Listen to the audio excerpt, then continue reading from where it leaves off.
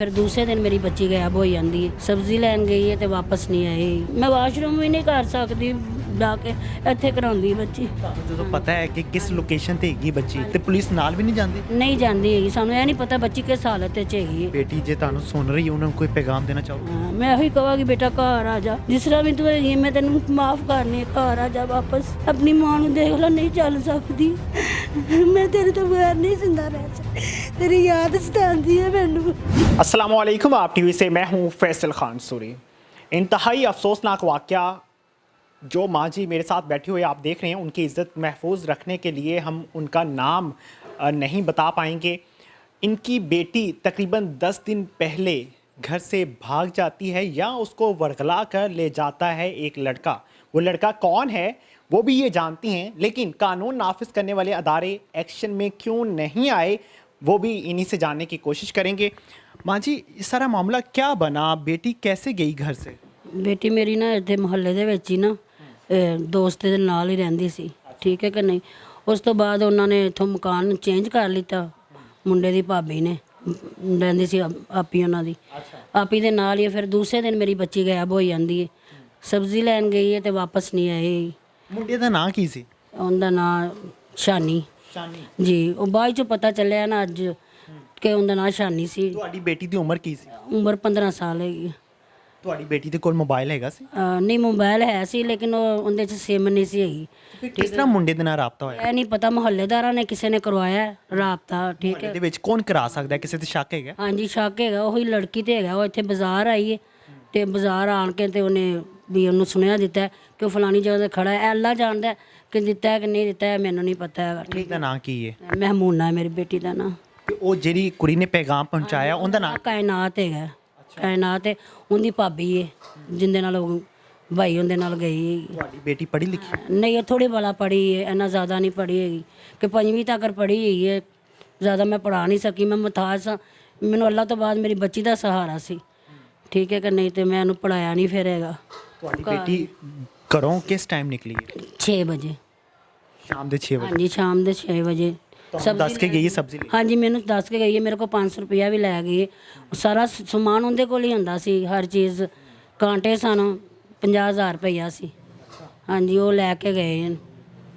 ਤੇ ਉਸ ਤੋਂ ਬਾਅਦ ਨਜ਼ਰ ਨਹੀਂ ਆਈ। ਫਿਰ ਥਾਣੇ ਮੈਂ ਦਰਖਾਸਤ ਦਿੱਤੀ ਹੈ। ਉਹਨਾਂ ਨੇ ਮੇਰੀ ਦਰਖਾਸਤ ਜਿਹੜੀ ਇਹਨਾਂ ਨਹੀਂ ਰੱਖੀ, ਵੈਸੇ ਹੀ ਰੱਖਿਆ ਕਿ ਚਲੋ ਜੀ ਤੁਹਾਨੂੰ ਦੇ। ਤੇ ਲਾਰੇ ਲਾਉਂਦੇ ਰਹੇ ਨੇ, ਕਦੀ 4,000, ਕਦੀ 5, ਕਦੀ 2,000 ਵੀ ਨੰਬਰ ਟੈਸਟ ਕਰਾਉਣਾ ਹੈ, ਤੁਸੀਂ ਸਾਨੂੰ ਪੈਸੇ ਦਿਓ।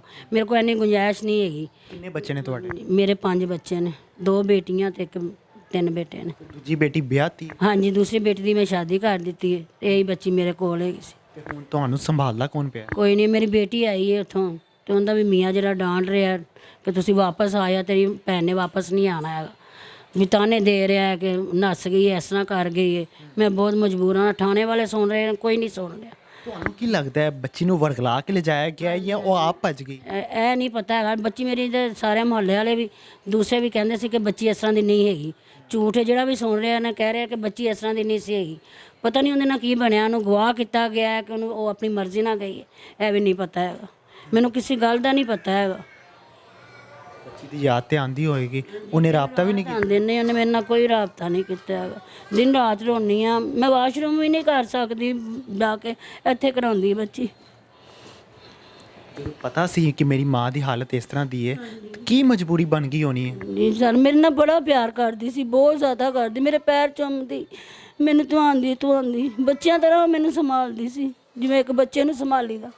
ਪਤਾ ਨਹੀਂ ਉਹਨੂੰ ਕੀ ਬਣਿਆ ਹੈਗਾ, ਸਮਝ ਨਹੀਂ ਆਉਂਦੀ ਮੈਨੂੰ। ਖੁਦ ਨਹੀਂ ਬੇਟਾ ਪਤਾ। ਕਦੇ ਕਿਹਾ ਕਿ ਮੈਂ ਕਿਸੇ ਨੂੰ ਪਸੰਦ ਕਰਦੀ ਜਾਂ ਮੇਰਾ ਵਿਆਹ ਕਰ? ਮੈਂ ਉਹਦੀ ਸ਼ਾਦੀ ਕਰਨ ਲੱਗੀ ਸਾਂ, ਕਿਸੇ ਨੇ ਮੈਨੂੰ ਕਿਹਾ, ਮੈਂ ਕਿਹਾ ਮੇਰੀ ਆਪੀ ਨੇ ਕਿਹਾ ਮੈਨੂੰ ਰਿਸ਼ਤਾ ਦੇ ਦੇ। ਮੈਂ ਕਿਹਾ ਠੀਕ ਹੈ ਬਾਜੀ।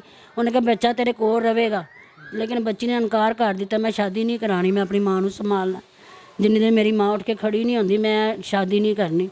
ਕੋਈ ਕਿਸੇ ਮੁੰਡੇ ਦੇ ਨਾਲ ਕੋਈ ਰਾਬਤਾ ਨਹੀਂ ਸੀ ਹੈਗਾ। ਤੇ ਪੁਲਿਸ ਨੇ ਕਿਉਂ ਨਹੀਂ ਹਾਲੇ ਤੱਕ ਐਕਸ਼ਨ ਲਿੱਤਾ? ਹਾਂਜੀ, ਕੋਈ ਨਹੀਂ ਲੈ ਰਹੀ ਹੈਗੀ। ਉਹ ਮੇਰੇ ਅਸੀਂ ਕਾਲ ਕਰਨੇ ਆ, ਸਾਡੀ ਕਾਲ ਚੱਲੀ 15 ਤੇ ਕਾਲ ਕੀਤੀ। ਉਹਨਾਂ ਨੇ ਕਿਹਾ ਜਿੰਦੇ ਨਾਲ ਤੁਸੀਂ ਪਹਿਲੇ ਰਾਬਤਾ ਕੀਤਾ ਸੀ ਨਾ, ਤੁਸੀਂ ਦੁਬਾਰਾ ਕਰੋ। ਉਸ ਨਾਲ ਅਸੀਂ ਰਾਬਤਾ ਕੀਤਾ, ਉਹ ਸਾਡਾ ਫੋਨ ਵੀ ਨਹੀਂ ਚੁੱਕ ਰਹੇ। ਅੱਜ ਤੇ ਬਿਲਕੁਲ ਨਹੀਂ ਚੁੱਕ ਰਹੇ। ਤੁਹਾਨੂੰ ਜਦੋਂ ਪਤਾ ਹੈ ਕਿ ਕਿਸ ਲੋਕੇਸ਼ਨ ਤੇ ਹੈਗੀ ਬੱਚੀ ਤੇ ਪੁਲਿਸ ਨਾਲ ਵੀ ਨਹੀਂ ਜਾਂਦੀ? ਨਹੀਂ ਜਾਂਦੀ ਹੈਗੀ, ਸਾਨੂੰ ਇਹ ਨਹੀਂ ਪਤਾ ਬੱਚੀ ਕਿਸ ਹਾਲਤ ਵਿੱਚ ਹੈਗੀ ਹੈ, ਠੀਕ ਹੈ। ਅਸੀਂ ਜਾ ਕੇ ਸਾਰਾ ਕੁਝ ਕੀਤਾ, ਬੁਲਾਇਆ, ਕਿਸੇ ਨੇ ਸਾਡੇ ਨਾਲ ਤਾਮਨ ਨਹੀਂ ਕੀਤਾ ਹੈਗਾ।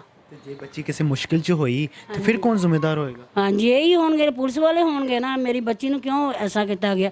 ਜਦੋਂ ਮੈਂ ਮਦਦ ਮੰਗੀ ਮੈਨੂੰ ਮਦਦ ਕਿਉਂ ਨਹੀਂ ਦਿੱਤੀ ਗਈ? ਠੀਕ ਹੈ, ਮੇਰੀ ਬੱਚੀ ਨੂੰ ਕਤਲ ਕਰ ਦੇਣ, ਮੇਰੀ ਬੱਚੀ ਕੌਣ ਮੈਨੂੰ ਦੇਗਾ? ਮੇਰੀ ਤਾਂ ਬੇਟੀ ਗਈ ਚਲੀ। ਠੀਕ ਹੈ ਕਿ ਨਹੀਂ? ਮੈਂ ਬਹੁਤ ਪਰੇਸ਼ਾਨ ਹਾਂ। ਠੀਕ ਹੈ, ਮੇਰੀ ਕੋਈ ਵੀ ਮਦਦ ਨਹੀਂ ਕਰ ਰਿਹਾ।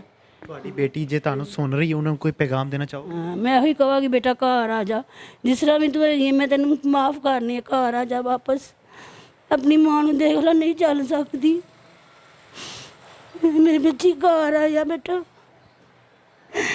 ਮੈਂ ਤੇਰੇ ਤੋਂ ਬਗੈਰ ਨਹੀਂ ਜ਼ਿੰਦਾ ਰਹਿ ਸਕਦੀ। ਤੇਰੀ ਯਾਦ ਸਤਾਉਂਦੀ ਹੈ ਮੈਨੂੰ।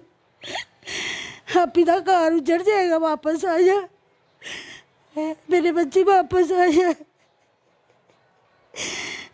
ਬਸ ਮੈਂ ਕੁਝ ਨਹੀਂ ਕਹਿਣਾ ਚਾਹੁੰਦੀ। ਮੈਂ ਬੱਚੀ ਨੇ ਨਿਕਾਹ ਕਰ ਲਿਆ ਹੋਇਆ ਫਿਰ? ਹਾਂ, ਫਿਰ ਵੀ ਵਾਪਸ ਆ ਜਾਏ, ਮੈਂ ਕੁਝ ਨਹੀਂ ਕਹਾਂਗੀ। ਮੈਂ ਉਹਨੂੰ ਵੀ ਘਰ ਰੱਖ ਲਵਾਂ, ਪਰ ਮੇਰੇ ਕੋਲ ਆ ਜਾ ਮੇਰੀ बेटी। माँ जी बहुत मुश्किल वक्त से गुज़र रही हैं, चल फिर नहीं सकती, वॉशरूम इनकी बेटी लेके जाती थी।